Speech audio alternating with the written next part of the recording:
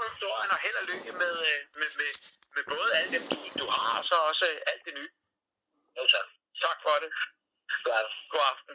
Jamen altså, det var jo så Tim, som også var fuldstændig vild med kryb. Så skriver Jens fra Nykøbing Falster, Krokodilleså, de akvarier, de har nemlig også sådan nogle akvarier, skriver han så.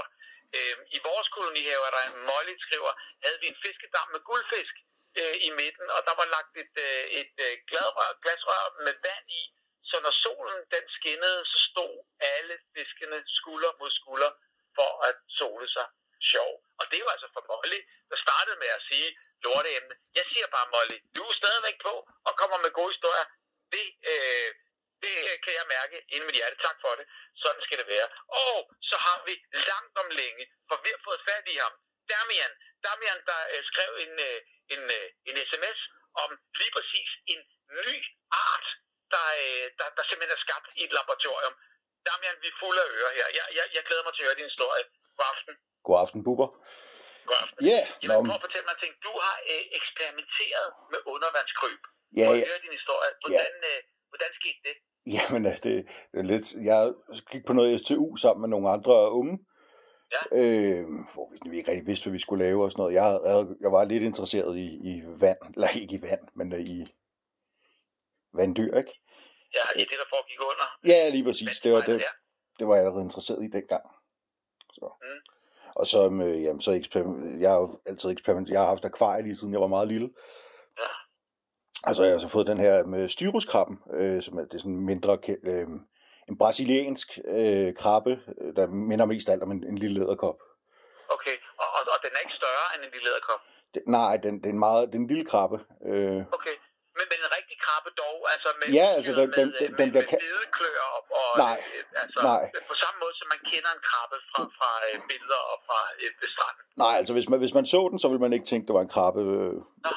Men den er beslægtet med krabben. Okay. Det er sådan en lille orange satan. Ja, og hvordan fik I den, eller hvordan kom I tæt på det forhold der? Nå, det var fordi, jeg havde den der krabbe der i mit akvarium derhjemme. Jeg har fået okay, og hvor har du fået den fra? Altså lige fra? Krabben, det er noget, der hedder Underwater Inside Sea Lab i England.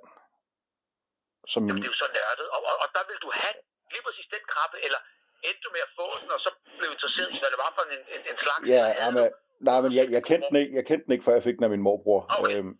Morbroren har arbejdet derinde. Og pendlede frem og tilbage. Men så med den der krabbe der, som jeg fik... Han tog den med op i flyverne? Ja, det er igennem hele... Ja, det gør han til. Altså, han er jo rundt med... Hvad kalder man sådan noget? Hvor han... jeg skulle til at sige, han deler fisk ud. Han tager dem med igen og eksporterer dem rundt omkring. Okay. Så han havde den, og hvor lang tid havde du den, og hvornår begyndte du så at gå i et laboratorium med den? Nå ja, jamen jeg har stadig styruskrabber, det har jeg haft lige siden. Men okay, så lad mig høre, inden vi går i gang med laboratoriehistorien, hvorfor er lige præcis styruskrabber interessante? Jamen altså, det ved jeg ikke, om jeg synes eller. Jeg fik den jo af morbror. Jamen nu har du fortsat det. Ja, den er interessant. Ja, hvorfor er den interessant, Bubber? Den er interessant, fordi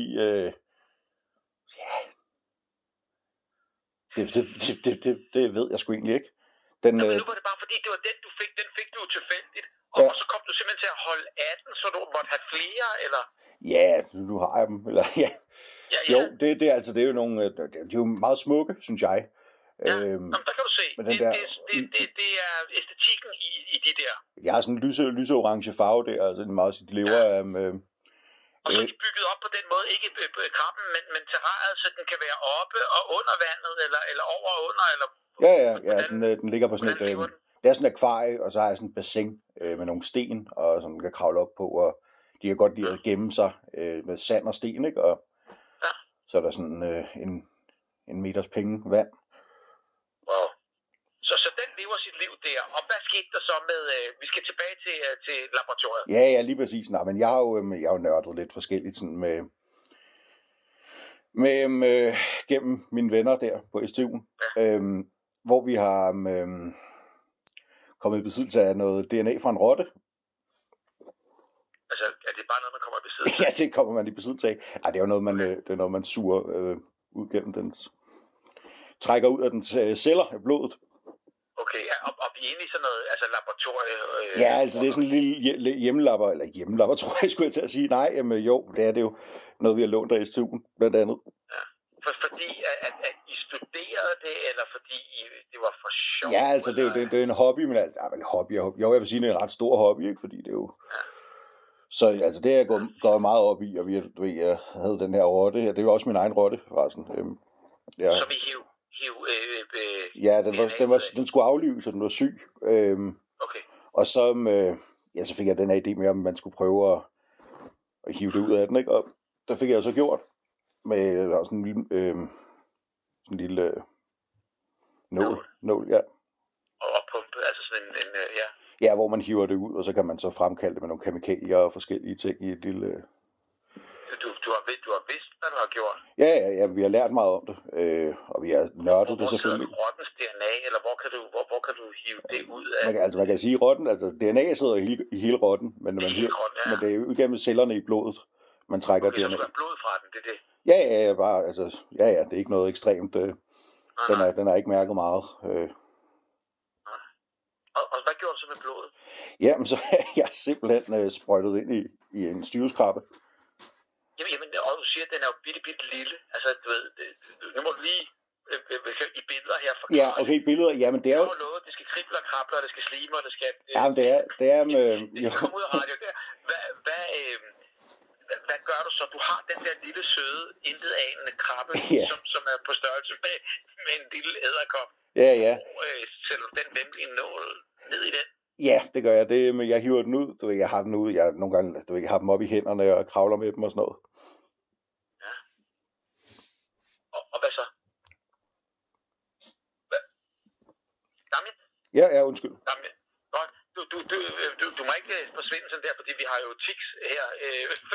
Fordi en gang med mister vi telefonerne. Og det troede jeg straks her var sket. Ja, så du havde den der... Ja, man sprøjtede op i under... det er jo, den har skjold på ryggen, sådan en lille, hvor den har sådan nogle bløde sider mellem dens ben, hvor man kan komme ind til at sprøjte det ind. Ja, og min morbror der, det ved jeg ikke, om jeg skal tage, for det er noget andet. Men i hvert fald, ja, så har jeg haft den der krabbe der med det der rotte-DNA, og hvor den så begynder at udvikle noget, der minder om pels. Ja, pels, efter jeg sprøjtede det ind i, og det er jo en meget speciel reaktion. Altså, du sprøjtede blod ind i den lille krabbe, det er vi enige om? Jeg sprøjtede blod ind i krabben. Og hvordan reagerede den på det? Ja, den reagerede ved, at efter nogle 2-3 uger, tror jeg det var, begyndte den at gro noget, der mindede om pels. Hvor jeg har haft skjoldet? Ja, på skjold og på ben. Og det er ikke noget, det er sådan en, selve krabben er sådan, lidt ligesom et skalddyr. Altså det er krabber, men den her, det er mindre skalddyr, ikke? Så nu bliver det et skalddyr? Med pels uden på skallen. Og det er jeg så sendt ind til det der Underwater Inside Sea Lab i England, eller fortalt dem om, ikke? Og gennem min bror. Og det synes de jo var meget interessant. Og så har min bror så haft den med til dem igen, hvor den så er nede på laboratoriet nu. Og hvis at så du er gået af med den? Altså du er gået af med den, så de kan ligesom studere den? Ja, altså det er min stadig, men jeg kan... Altså hvis det ender med, at den overlever, og det har noget at gøre med, eller det har det jo selvfølgelig, med det jeg har gjort med den, så kan det ende med, at det er en ny art af selve styruskrabben, som jeg har været med til at som jeg har udviklet. Så det er noget, jeg håber meget. Det bliver stort, hvis det for mig. Jamen det lyder jo altså fuldstændig vildt. Og jeg mener bare, nu lyder det jo let, at man tager en rotte, hiver noget blod ud og inseminerer det i en krabbe. Og det kunne man jo gøre på rigtig mange, og der vil ikke ske noget. Nej, det er jo ikke det, du skal jo... Hvorfor det er så vildt? Jamen det er fordi, at det er jo ikke bare rotteblod, man suger ud og så sprøjter ind i den. Man skal jo have den ned og i nogle forskellige kemikalier og syre for at udskille de ting fra den, sådan så at det kan bruges, det er lidt svært at forklare, rent ind, så det bliver til ren DNA med blod, kan man sige. Og så er det sprøjtet ind. Og det er normalt jo, hvis du gjorde det med andre ting, altså det er noget, man prøver med forskellige ting, med forskellige dyrearter og sådan noget, hvor de fleste reagerer jo ikke på det. Men det er lidt sjovt, at styruskrabben reagerede på rotte. Ja. Så det, og det er jo derfor, forskning er så sindssygt besværlig og dyr, okay. Altså fordi der er jo, altså de fleste af tingene, man prøver at eksperimentere med, det lykkes jo ikke, så det er jo sådan en nål i et høstak nogle gange, ikke? Jo, lige præcis. Nå, jeg skal også lige sige, at det var også noget, vi havde fundet ud af rotten. Den har nogle ting inde i den celler, der minder om altså styruskrabben, selve rotten. Okay, som I ikke vidste på forhånd? Men jo, det vidste jeg nemlig. Det var derfor, at jeg tænkte at lave forsøget. Okay, så du har virkelig sat dig ind i det her? Ja, og det er faktisk det er første gang, at jeg sådan laver noget forsøg på dyr. Så er det da meget vildt, at det så lige var jackpot første gang. Det er sygt heldigt. Det er skide interessant, synes jeg. Men var der nogen af de dyr, nu ved jeg godt, du sagde, at rotten var syg i forvejen, der var ikke nogen af de dyr, der led skade i forsøget? Altså man kan sige, jeg ved jo ikke, hvordan styruskrabben har det, efter den har fået det der. De lader til, siger de, i det laboratoriet Underwater, at den har det udmærket. Den lever? Ja, den lever i bedste velgående, og det eneste... spiser og hygger sig? Ja, det eneste, det ligner, den har ikke tegn på stress eller nogen som helst ting, så det ligner, at den har det godt. Men skulle man så altså du ved jo ikke, hvor gammel den er, om det overhovedet kan lade sig gøre, men skulle man... Ja, nu prøver man jo det. Med en anden? Lige præcis. Og det er jo det, de er i gang med nu, hvor de har fået parret den med en hund. Og... Så man kan se, hvad der kommer ud af det? Ja, lige præcis. Så vi venter jo på svar. Vi venter på svar, og jeg har også nogle videokonsultationer med nogle af dem fra Sealab, hvor vi snakker om, og hvor de spørger, om jeg er okay med, at de gør nogle forskellige ting. Og blandt andet, så parer de den jo, og så skal vi se, jeg venter spændt på, når hundkrabben skal føde, og se om den tager nogle af de gener fra min rottekrabbe, om de kommer med ind i selve hundkrabbens unger. Om det har nogen effekt. Fordi hvad tror du, hvis du skal give? Desværre tror jeg jo, at det nok ikke vil have nogen effekt, da jeg tror, at det er noget, der specifikt har ramt min krabbes gener. Men man kan håbe, og der er en sandsynlighed for det, og det mener de også. Så ja, det er meget spændende. Det er meget spændende lige nu for mig. Det må man sige. Og hvad er det, der så sker? Altså, lad os nu sige, at den formerer sig og får en, jeg ved ikke om det hedder unge, men en lille krabbe efterfølger. Ja. Hvad sker der så, hvis den kommer ud og udvikler en lille smule hår? Så er der simpelthen en ny art. Så har jeg skabt en ny art af styruskrabben. Og det har du gjort på et laboratorium? Det har jeg gjort på mit eget lille laboratorium, ja. Og det er der eksempler på, at der findes er der andre som dig, der har eksperimenteret? Det er der jo sikkert. Men har du nogle eksempler på nogle dyr, der er laboratoriedyr? Der er et specielt stankelben, hvad fanden er det, den hedder. Hvor det er også noget, hvor man har krydset noget stankelben og noget, et eller andet sødyr, et eller andet. Så der er blevet sådan en speciel undervandsart, et eller andet. Kan jeg huske. Og det er lavet... det er laboratorielavet, og det er også dansk, lavet i Danmark. Wow. Hvad sker der med dig? Tror du, du kan risikere på en pris? Eller, altså, jeg får 100% lov til at navngive krabben. Altså at navngive arten. Ja. Hvad skal den hedde? Jamen, jeg ved det. Jeg har tænkt lidt, det skal være noget med, altså noget, der giver mening i forhold til rotte og krabbe. Ja. Men jeg ved sgu ikke lige... Jeg kunne godt, altså jeg vil jo allerhelst have, at den kommer til at hedde noget, som er, det er jo sådan lidt hvad kalder man det? Højtideligt, men jeg kunne godt tænke mig, at mit navn ligesom indgik i krabbens navn. Men jeg ved det ikke helt. Jeg snakker meget med min morbror om det, og hvad han også synes og sådan noget. Han har mere forstand på det end mig. Men jeg kan godt se, altså det er da vildt fantastisk. Hvornår tror du har resultat på lige præcis det her? Inden for den her måned får jeg resultat på, om ungerne bærer prægertens... Altså her i januar? Her i januar får jeg svar på det. Okay. Og hvis det er rigtigt, så har jeg simpelthen skabt en ny art. Det har du. Og kommer det til at stå et sted, at der bliver der lavet det kommer til at stå. Hvor kommer det? Altså, hvor er der noget sådan noget? Ja, de har jo den der sådan noget med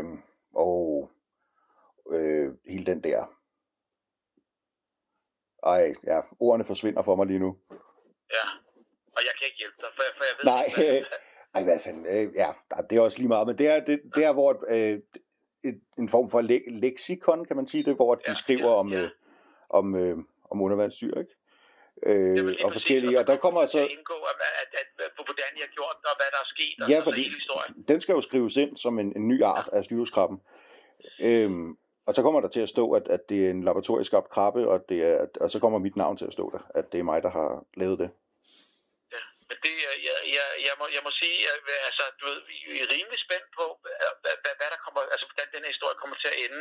Det kan du også, tror jeg. Sige, altså, du ved, hvis i slutningen af måneden, der må vi lige ringes ved. Skal vi gøre det? Jamen, når du har et resultat, og jeg er på en aften, så bliver du nødt til at ringe. Ja, så ringer jeg ind, men så bliver det jo bare lige meget. Men uanset hvad emnet er, men så jeg skal nok ringe ind og fortælle om... Jo, fordi det synes jeg ligesom, vi skylder alt og alt. Det har du ret i, nu har de siddet og lyttet her. Ører, og vi har tvunget til ja, de stakler. Ja, nej, jamen jeg synes bare, at vi er blevet klogere her på alle måder. Så der skal vi lige høre resultatet af Damian Forsker. Præcis, det er meget lidt fordummende, kan man sige. Ja. Det er at gå videre med det. Og måske vil nogen sige, også måske det der med, at man måske skulle holde sig væk. Altså den der laboratorieting der, at man ikke skal lave forsøg på det. Men, ja, der er meget med det der dyrevelfærd, og det skal være... Ja. Men man skal tænke på, undervandskrabber, de er ikke skabt på samme måde som for eksempel, hvis man lavede forskning på en hest, eller lavede noget, hvor det ville være mere et dyr, der kunne føle, men det er et koldblodet dyr, der ikke føler. Ja, men altså prøv at, jeg vil bare ønske dig kæmpe held og lykke. Tak skal du have, Bubber. Og tak fordi du vil delagtiggøres i din forskning her. Du skal være velkommen. Og så kommer der en meget helt i en anden retning her. Du har fået en sms, eller også er det os to, der har fået den sammen. Skal jeg læse den op? Ja, hør. Damian er uden sammenligning Danmarks smukkeste mand og mest dygtige musiker. Har det sygeste crush på ham. Hvem skriver det? Jeg ved det ikke. Desværre så er der ikke afsender på her. Ja, det er rigtigt. Jeg spiller jo også musik. Så det er en, der kender dig? Det er en, der kender mig. Hun kender nok mit musik. Og det er en, der ved, hvem du er. Og det er en, der kan genkende din stemme. Det er dejligt at have nogle solide fans. For vi har ikke sagt et ord om, og jeg aner det ikke, at du er også musiker. Nej, det er mindre band. Screaming Naked. Hvis nogen derude sidder og har lyst til at høre det, gå ind og tjek det ud. Jeg kan lige hurtigt oversætte det. Ja. Råber nøgen. Råber nøgen, ja. Ja, og det gør I så? Vi spiller i hvert fald, hvis man er til hård rock. Nå, men jeg tænker bare på nøgenheden. Nøgenheden? Vi er ikke nøgne. Ja, altså, nej, det er bare bandnavnet. Nå, fordi jeg kan sige dig, at hun hedder Mathilde. Jeg ved, hvem Mathilde er. Mathilde har lige skrevet, det er Mathilde, skriver hun. Ja. Hun siger, at du er Danmarks smukkeste mand. Og der tænker jeg bare, så har hun set dig råbe nøgen. Ja, det må hun jo næsten have, så. Hun har i hvert fald set mig nøgen, kan man sige. Du kender hende? Ja, jeg ved godt, hvem hun er. Jeg har været oppe i hende. Så tror jeg, at det er måske lige der, hvor vi har fundet nok, eller? Er vi ikke? Hvordan? Men jeg vil sige, det har været rigtig hyggeligt, Damian, på alle måder at snakke med dig. 100%. Og så lad mig endelig høre videre om din forskning. Det kan du tro. Jeg ringer til dig. Aftale. Ja, og have en rigtig god aften. Og god aften. Tak fordi du skrev, så vi lige kunne ringe til dig. Tak skal du have. Hej. Hej.